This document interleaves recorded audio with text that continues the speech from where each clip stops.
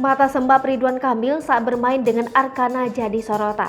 Ridwan Kamil berusaha menghibur Arkana dengan mengajak bermain meski masih berduka atas meninggalnya anak pertamanya Emeril Khan Mumtaz. Setelah pemakaman Eril, Ridwan Kamil rela bermain dengan Arkana. Ridwan Kamil tampak tertawa lebar ketika bermain dengan si bungsu Arkana Aidan Misbah.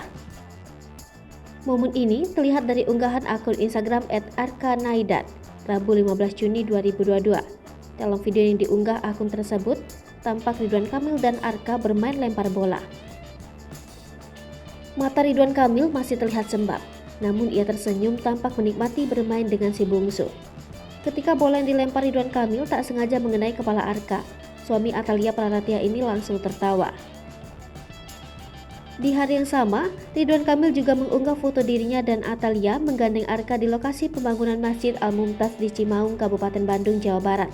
Seperti diketahui, Masjid Al-Mumtaz dibangun di lahan yang sama dengan makam Eril. Lewat captionnya, Ridwan Kamil berpesan pada Arka agar terus meneruskan semangat sang kakak.